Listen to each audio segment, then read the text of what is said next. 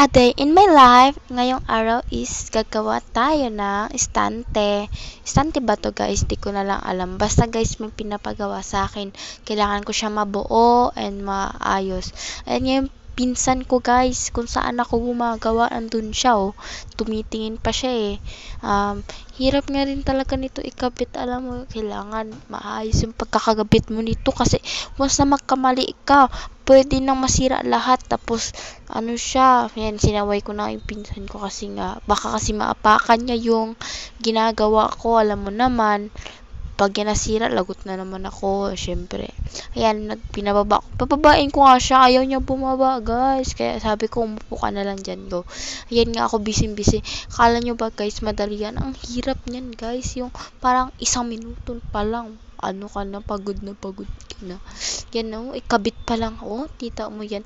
Ang ganda niyan pag natapos, tita mo. Guys, alam mo, mahirap din. Inaayos ko talaga. And, tara, alam nyo naman, tsaka masyado to mahabang video na to, alam nyo na. And, sana, nagugutom na talaga ako. Ano, tiyan mo, talaga babangkin ko, lakad ang lakad. Tinatawag niya ni nanay dun sa baba. Tapos, alam mo, sabi niya, maya na, pambinsan ko pala. Ba't kasi pamangkin na sa isip ko? Litong-lito na ako. Wag na kayong kumaya sa akin ha. Litong-lito na talaga ako sa buhay. Tipong, hindi ko na alam sasabihin ko. Tipong, hala, yan na ba yan? Siya ba yan?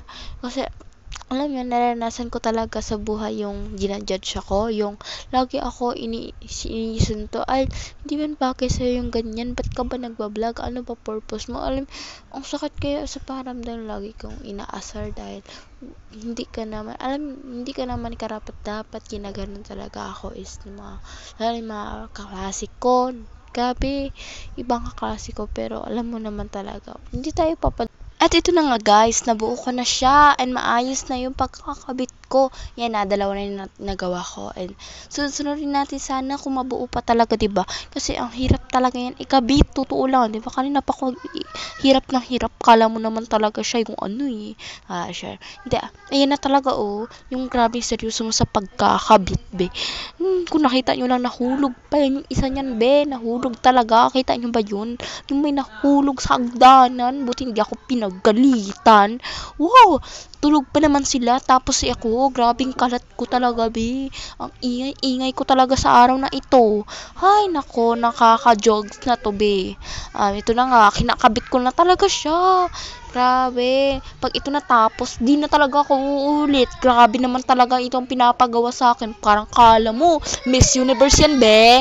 Wow, talo pa ata Miss Universe, Char. Hindi construction, be. Parang construction yung ginagawa ko.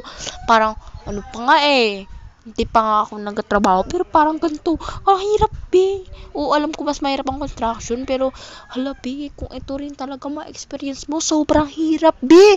Kala mo yung, hindi ko naman talaga pinangarap ikabit to eh. Ba't pa kasi pinakabit sa akin, Char? Okay lang naman ikabit, pero, sana naman talaga yung tipong, wow!